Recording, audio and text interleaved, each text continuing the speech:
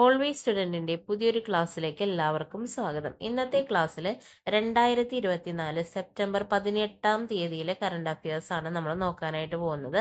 അപ്പോൾ ഈ ഒരു ക്ലാസ്സിൻ്റെ PDF നോട്ട്സ് നിങ്ങൾക്ക് ലഭിക്കുന്നതിനായിട്ട് നമ്മുടെ ടെലഗ്രാം ചാനൽ ഒന്ന് സബ്സ്ക്രൈബ് ചെയ്യുക. ചാനലിൻ്റെ ലിങ്ക് ഡിസ്ക്രിപ്ഷൻ ബോക്സിൽ കൊടുത്തിട്ടുണ്ട്. അപ്പോൾ ഇന്ന് നമ്മൾ ആദ്യം നോക്കാനായിട്ട് പോകുന്നത് ക്ലൈമറ്റ് ഫിനാൻസ് ആക്ഷൻ ഫണ്ട് അഥവാ CFAF കുറിച്ചിട്ടാണ്. COP29 Conference of Parties is set to be hosted by Azerbaijan from November 11 to 22.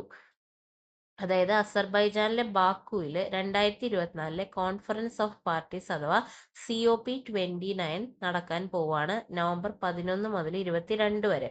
It has a central focus on finalising agreement on climate finance action fund particularly for the post 2025 period. അതായത് 2025 ശേഷമുള്ള കാലയളവിന് വേണ്ടി climate finance action ഫണ്ടിന്റെ കാര്യങ്ങളിൽ ഒരു agreement finalise ചെയ്യുക എന്നുള്ളതാണ് ഈ COP29 ഒരു പ്രധാന അജണ്ട എന്ന് പറയുന്നത്. CFAF will be capitalized with contributions from fossil fuel producing countries. It will be headquartered with the secretariat in Baku, Azerbaijan. അപ്പോൾ ഈ ഒരു fund climate finance action fund അതിലേക്ക് വേണ്ടിയിട്ടുള്ള മണി കളക്ട് ചെയ്യുന്നത് എങ്ങനെയാണെന്ന് വെച്ചിട്ടുണ്ടെങ്കിൽ ഫോസിൽ ഫ്യൂൽ പ്രൊഡ്യൂസിങ് കൺട്രീസും അതുപോലെ അതുമായി റിലേറ്റ് ചെയ്തിട്ടുള്ള കമ്പനീസിൽ നിന്നുള്ള കോൺട്രിബ്യൂഷൻസ് വഴിയാണ് ഈ ഒരു CFAF വേണ്ടിയിട്ടുള്ള മണി കണ്ടുപിടിക്കുന്നത്. അതുപോലെ അതിന്റെ ഹെഡ് ക്വാർട്ടേഴ്സ് വരാനായിട്ട് പോകുന്നത് ഇപ്പോൾ COP നടക്കാൻ പോകുന്ന അസർബൈജാൻ ബാക്കു എന്ന് പറയുന്ന അസർബൈജാനിലെ ബാക്കു എന്ന് പറയുന്ന സ്ഥലത്താണ് CFAF സെക്രട്ടേറിയറ്റ് വരാനായിട്ട് പോകുന്നത്. The fund will be divided equally. 50% will go towards climate projects in developing countries and 50% will support developing nations in implementing National Climate Action Plan. അപ്പോൾ ഈ ഒരു ഫണ്ട് ഈക്വലി ഡിവൈഡ് ചെയ്യാൻ പോവാണ്. എങ്ങനെയാണ് ഡിവൈഡ് ചെയ്യണത്? 50% developing കൺട്രീസിലെ climate പ്രോജക്ട്സിന് വേണ്ടിയിട്ട് contribute ചെയ്യും. പിന്നെ 50% എന്ന് പറയുന്നത് ഈ ഡെവലപ്പിംഗ് നേഷൻസിൽ തന്നെ ക്ലൈമറ്റ് ആക്ഷൻ പ്ലാനിന് വേണ്ടിയിട്ട് നാഷണൽ ലെവലിലുള്ള ക്ലൈമറ്റ് ആക്ഷൻ പ്ലാനിന് വേണ്ടിയിട്ട് ഡെവലപ്പിംഗ് നേഷൻസിന് വേണ്ടിയിട്ട് അവരെ സപ്പോർട്ട് ചെയ്യാൻ വേണ്ടിയിട്ട് 50% കൊടുക്കും. അപ്പൊ അങ്ങനെയാണ് ഈ ഒരു ഫണ്ട് ഡിവൈഡ് ചെയ്യാൻ പോകുന്നത്. The fund will become operational once it reaches a minimum corpus of $1 billion. അപ്പൊ ഈ ഒരു ഫണ്ട് ഇങ്ങനെ ഡിസ്ട്രിബ്യൂട്ട് ചെയ്യുക അല്ലെങ്കിൽ അത് ഓപ്പറേഷണൽ ആവാനായിട്ട് പോകുന്നത് ആ ഒരു ഫണ്ടിൽ മിനിമം $1 billion എത്തുമ്പോഴാണ് ഇതിങ്ങനെ ഡിസ്ട്രിബ്യൂട്ട് ചെയ്ത് ഓപ്പറേഷണൽ ആവാനായിട്ട് പോകുന്നത്. അപ്പൊ ക്ലൈമറ്റ് ഫിനാൻസ് ആക്ഷൻ ഫണ്ടിനെ കുറിച്ച് ഇത്രയും ബേസിക് ഡീറ്റെയിൽസ് മനസ്സിലാക്കാം. നെക്സ്റ്റ് നമ്മൾ നോക്കാൻ പോകുന്നത് വിൻഡ്ഫോൾ ടാക്സ് എന്ന് പറഞ്ഞിട്ടുള്ള ഒരു കൈൻഡ് ഓഫ് ടാക്സിനെ പറ്റിയിട്ടാണ്. അപ്പൊ ഇതെന്താന്ന് നോക്കാം, എന്താണ് ന്യൂസിൽ വരാനുള്ള കാരണമെന്ന് നോക്കാം. The government of India has scrapped the windfall tax on crude oil, which was previously set at 1,850 per ton. അതായത് ഈ വിൻഡ്ഫോൾ ടാക്സ് ഇന്ത്യയിൽ ഏർപ്പെടുത്തിയിരുന്നത് പ്രധാനമായിട്ട് ക്രൂഡ് ഓയിലിനാണ്. മുൻപ് ഒരു ടണ്ണിന് 1,850 രൂപ വെച്ച് ക്രൂഡ് ഓയിലിന് ഏർപ്പെടുത്തിയിരുന്ന ഒരു ടാക്സ് ആണ് വിൻഡ്ഫോൾ ടാക്സ്. അപ്പൊ അടുത്തിടെ ഗവൺമെന്റ് ഓഫ് ഇന്ത്യ ഒരു ടാക്സ് റദ്ദാക്കി എന്നാണ് പറയുന്നത്. അപ്പൊ എന്താണ് വിൻഡ്ഫോൾ ടാക്സ് എന്നുള്ളത് നമുക്കൊന്ന് നോക്കാം. A higher tax levied on companies that earn unexpected and extraordinary profits due to external factors. Purpose is to capture a portion of excess profit from industries benefiting from global price surges such as oil. അതായത് ഒരു കമ്പനിക്ക് unexpected ആയിട്ട് അല്ലെങ്കിൽ പ്രതീക്ഷിക്കുന്നതിലും കൂടുതൽ വരുമാനം എന്തെങ്കിലും external കാരണങ്ങൾ കൊണ്ട് കിട്ടുകയാണെന്നുണ്ടെങ്കിൽ അത്തരം കമ്പനികളിൽ നിന്ന് കളക്ട് ചെയ്യുന്ന ടാക്സ് ആണ്, ഒരു വലിയ എമൗണ്ടിലുള്ള ഒരു ഹയർ ടാക്സ് ആണ് വിൻഡ്ഫോൾ ടാക്സ് എന്ന് പറയുന്നത്. അപ്പൊ എന്തുകൊണ്ടാണ് ഇങ്ങനെ ഒരു ടാക്സ് കളക്ട് ചെയ്യുന്നത്? അപ്പോൾ ഇത്തരം ഇൻഡസ്ട്രീസിന് കൂടുതലായിട്ട് പ്രോഫിറ്റ് കിട്ടുമ്പോൾ അതിൽ നിന്ന് ഒരു പോർഷൻ ക്യാപ്ചർ ചെയ്യുക എന്നുള്ളതാണ് ഈ ഒരു ടാക്സിന്റെ ഉദ്ദേശം. പ്രധാനമായിട്ട് ഓയിൽ പോലെയുള്ള ക്രൂഡ് ഓയിൽ പോലെയുള്ള കമ്മോഡിറ്റീസിനാണ് ഇത് സാധാരണ ഏർപ്പെടുത്താറ്. അതിനൊക്കെ പല എക്സ്റ്റേണൽ ഫാക്ടേഴ്സ് കാരണം ഗ്ലോബൽ പ്രൈസ് സർജ് ഉണ്ടാവും. അങ്ങനെ അതിൽ നിന്ന് ബെനിഫിറ്റ് ചെയ്യുന്ന കമ്പനീസിൽ നിന്നാണ് ഇത് ലെവി ചെയ്യുക. Imposed as a special additional excise duty on crude oil production and exports of diesel, petrol and aviation turbine fuel. അപ്പൊ പ്രധാനമായിട്ടും ഇത് ഇമ്പോസ് ചെയ്യുന്നത് ഈ പറയുന്ന ക്രൂഡ് ഓയിലിന്റെ പ്രൊഡക്ഷൻ അല്ലെങ്കിൽ പിന്നെ petrol, diesel, aviation, turbine fuel അതിന്റെയൊക്കെ എക്സ്പോർട്ടിലാണ് ഒരു പ്രത്യേക ടാക്സ് ആയിട്ട്. എങ്ങനത്തെ പ്രത്യേക tax? Special additional excise duty ആയിട്ടാണ് ഈ ഒരു ടാക്സ് ഇമ്പോസ് ചെയ്യാറ്. A dynamic tax revised every 15 days based on international oil prices in the preceding fortnight. അതായത് കഴിഞ്ഞ തൊട്ട് രാത്രിയിൽ കഴിഞ്ഞ 15 ഓരോ 15 ദിവസത്തിലും ഈ ഒരു ടാക്സ് റിവൈസ് ചെയ്തുകൊണ്ടിരിക്കും. ടാക്സ് റേറ്റ് റിവൈസ് ചെയ്തുകൊണ്ടിരിക്കും. അതായത് തൊട്ട് മുന്നത്തെ രാത്രിയിലുള്ള ഇന്റർനാഷണൽ ഓയിൽ പ്രൈസിന്റെ ബേസിസിൽ ഓരോ 15 ദിവസം കൂടുമ്പോഴും ഈ ഒരു ടാക്സ് റിവൈസ് ചെയ്തുകൊണ്ടിരിക്കും. First imposed on July 1, 2022 during Russian Ukraine conflict and post Covid recovery. അപ്പൊ ഇത് ഇന്ത്യയിൽ ആദ്യമായിട്ടും ഈ ഒരു ടാക്സ് ഇമ്പോസ് ചെയ്യുന്നത് 2022 ജൂലൈ 1 മുതലാണ്. അതായത് ആ ഒരു ടൈമിലാണ് റഷ്യൻ ഉക്രൈൻ കോൺഫ്ലിക്റ്റും അതുപോലെ തന്നെ ഒരു പോസ്റ്റ് കോവിഡ് റിക്കവറി ഒക്കെ നടക്കുന്ന സമയം. അപ്പൊ ആ ഒരു ടൈമിലാണ് ഇന്ത്യയിൽ വിൻഡ്ഫോൾ ടാക്സ് ആദ്യമായിട്ട് ഇമ്പോസ് ചെയ്യുന്നത്. അപ്പൊ എന്താണ് ഈ ഒരു ടാക്സ് എന്നുള്ളത് ബേസിക് ആയിട്ട് അറിഞ്ഞിരിക്കുക. നെക്സ്റ്റ് നമ്മൾ നോക്കാൻ പോകുന്നത് സ്വിഫ്റ്റ് സിസ്റ്റത്തിനെ കുറിച്ചിട്ടാണ്. സ്വിഫ്റ്റ് എന്നുള്ളതിന്റെ ഫുൾ ഫോം വരുന്നത് society for world wide inter bank financial telecommunication system എന്നുള്ളതാണ് സ്വിഫ്റ്റ് സിസ്റ്റത്തിന്റെ full form. It is an system integral to cross border payments. അതായത് രാജ്യങ്ങൾ തമ്മിലുള്ള പേയ്മെന്റ്സിലെ ഏറ്റവും പ്രധാനപ്പെട്ട ഒരു പേയ്മെന്റ് ക്രോസ് ബോർഡർ പേയ്മെന്റ് സിസ്റ്റമാണ് സ്വിഫ്റ്റ് എന്ന് പറയുന്നത്. The swift system is a global financial messaging system used by banks and financial institutions to send and receive information about financial transactions securely. അതായത് ബാങ്കുകളുടെ ഇടയിൽ ഉണ്ടാവുന്ന ഓരോ ട്രാൻസാക്ഷനുമായി ബന്ധപ്പെട്ട ഫിനാൻഷ്യൽ മെസ്സേജസ് കൈമാറുന്നതിന് വേണ്ടിയിട്ടുള്ള ഒരു ഗ്ലോബൽ ഫിനാൻഷ്യൽ മെസ്സേജിംഗ് സിസ്റ്റമാണ് എന്തെന്ന് പറയുന്നത് സ്വിഫ്റ്റ് എന്ന് പറയുന്നത്. അത് സെക്യൂർ ആയിട്ട് ഫിനാൻഷ്യൽ ട്രാൻസാക്ഷന്റെ ഇൻഫർമേഷൻസ് സെൻഡ് ചെയ്യുക, റിസീവ് ചെയ്യുക എന്നുള്ളതാണ് ഇതിന്റെ ഒരു ഉദ്ദേശം. Founded in Belgium in 1973, SWIFT is overseen by the G10 central banks. 1973 ബെൽജിയത്തിലാണ് സ്വിഫ്റ്റ് സിസ്റ്റം ഫൗണ്ട് ചെയ്യുന്നത്. ഇപ്പൊ അതിനെ ഓവർസീൻ ചെയ്ത് അല്ലെങ്കിൽ അതിനെ കൺട്രോൾ ചെയ്യുന്നത് G10 സെൻട്രൽ ബാങ്ക്സ് ചേർന്നിട്ടാണ്. Russia and China have developed alternative system to swift. അതായത് ഇപ്പൊ ഈ സ്വിഫ്റ്റ് എന്ന് പറയുന്നത് ഒരു US ബേസ്ഡ് അഥവാ ഡോളർ ബേസ്ഡ് ആയിട്ടുള്ള ഒരു ഫിനാൻഷ്യൽ ഒരു ക്രോസ് ബോർഡർ പേയ്മെന്റ് സിസ്റ്റമാണ്. അപ്പോൾ അത് റഷ്യക്കും ചൈനയ്ക്കും അത്രയ്ക്ക് നല്ല രീതിയിൽ ആക്സെപ്റ്റബിൾ അല്ല. അതുകൊണ്ട് അവരെന്ത് ചെയ്തു? അവര് ഇതിന് ഓൾട്ടർനേറ്റീവ് ആയിട്ട് അവരുടേതായിട്ടുള്ള ഒരു ക്രോസ് ബോർഡർ പേയ്മെന്റ് സിസ്റ്റംസ് കൊണ്ടുവന്നു. They are System for Transfer of Financial Messages CPFS of Russia and Cross-Border Interbank Payment System SIPS of China. അപ്പോൾ റഷ്യ കൊണ്ടുവന്നതിന്റെ പേര് SPFS അഥവാ system for transfer of financial messages. China കൊണ്ടുവന്നതിന്റെ പേര് CIPS എന്നാണ്. Cross border interbank payment system എന്നാണ് അതിന്റെ full form. അപ്പോൾ സ്വിഫ്റ്റ് എന്ന് പറയുന്നത് ഡോളർ ബേസ്ഡ് അഥവാ US ബേസ്ഡ് ആയിട്ടുള്ള ഒരു ക്രോസ് ബോർഡർ പേയ്മെന്റ് സിസ്റ്റം ആണ് എന്ന് മനസ്സിലാക്കുക. നെക്സ്റ്റ് നമ്മൾ നോക്കാൻ പോകുന്നത് JNK അസംബ്ലി അഥവാ ജമ്മു കാശ്മീർ അസംബ്ലിയിൽ ഇപ്പോൾ ഇലക്ഷൻസ് നടന്നുകൊണ്ടിരിക്കുകയാണ്. അതിലേക്ക് വേണ്ടിയിട്ടുള്ള പോളിംഗ് സ്റ്റാർട്ട് ചെയ്തിട്ടുണ്ട്, ഫസ്റ്റ് ഫേസ്. അപ്പോൾ അതുമായി ബന്ധപ്പെട്ട് നമുക്ക് പ്രധാനമായിട്ട് അറിഞ്ഞിരിക്കേണ്ട കുറച്ച് ഡീറ്റെയിൽസ് ഒന്ന് നോക്കിപ്പോവാം. The ongoing first phase of polling of JNK assembly significantly marks the first assembly election since 2019's Article 370 abrogation resulting in a fundamentally changed assembly.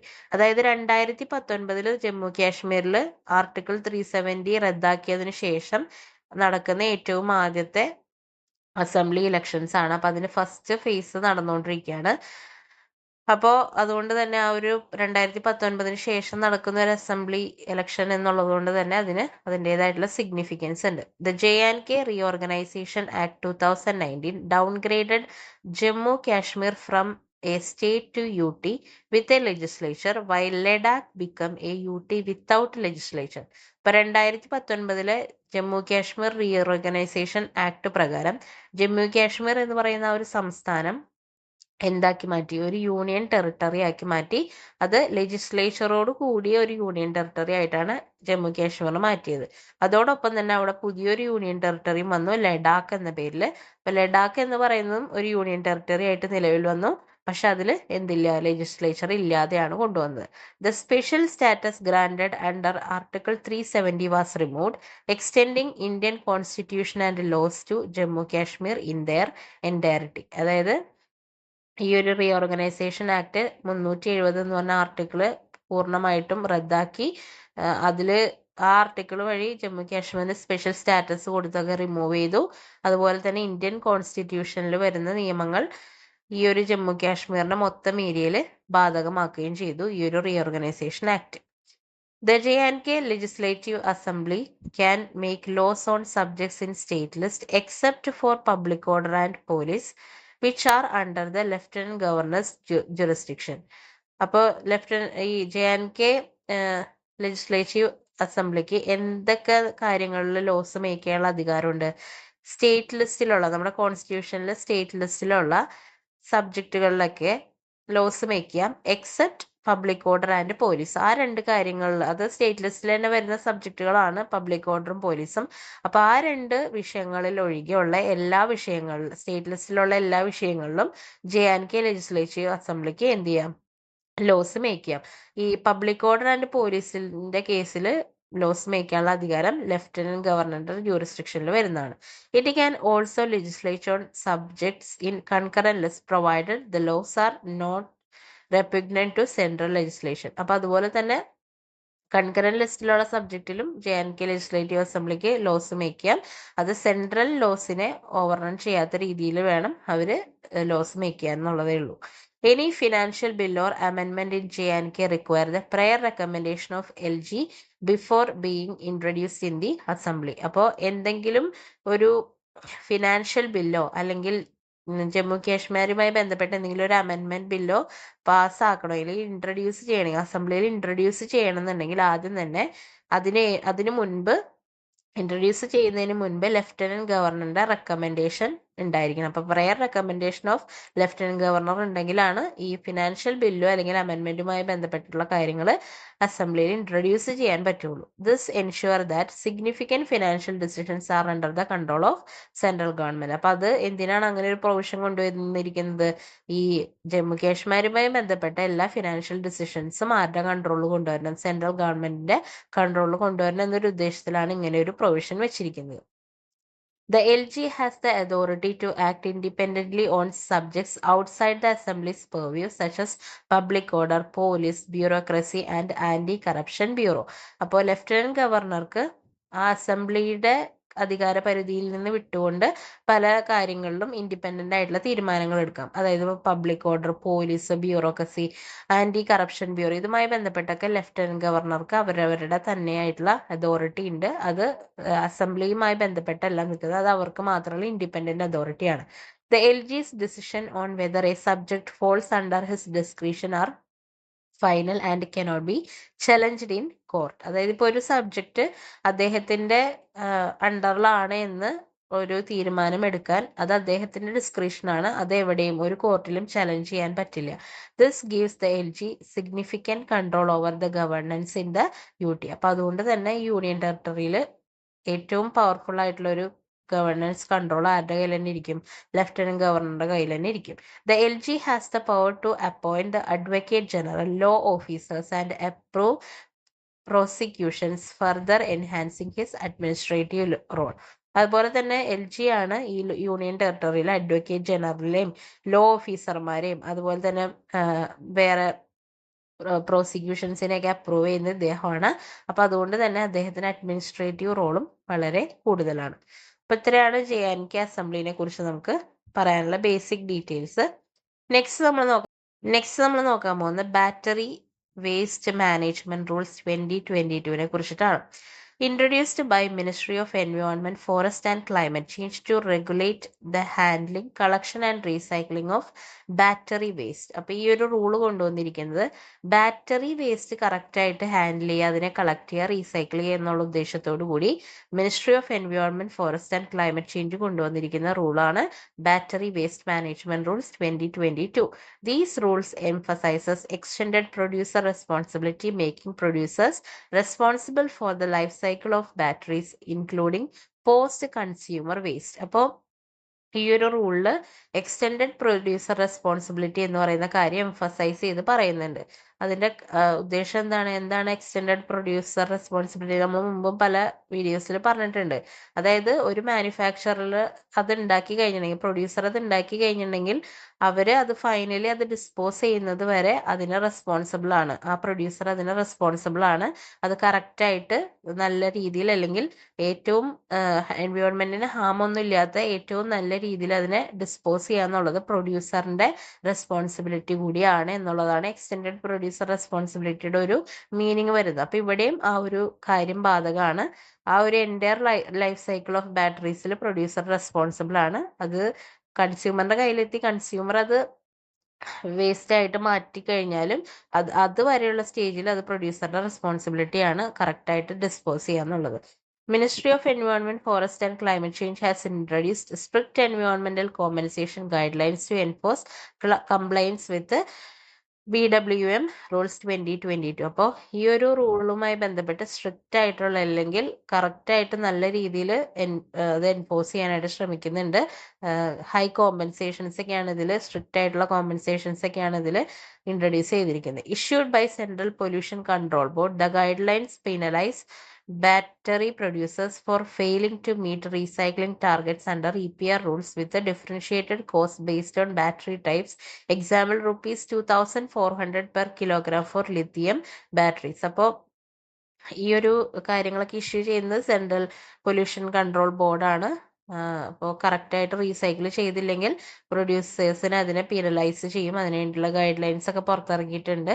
അപ്പോൾ EPR റൂൾസിന് അണ്ടറിലാണ് ഈ ഒരു ഗൈഡ് ലൈൻസ് ഒക്കെ വരുന്നത്. ഓരോ ബാറ്ററിയുടെ ടൈപ്സിനനുസരിച്ചിട്ടാണ് പെനാൽറ്റി വരുന്നത്. അതിനനുസരിച്ച് കോസ്റ്റ് വ്യത്യാസമായിരിക്കും.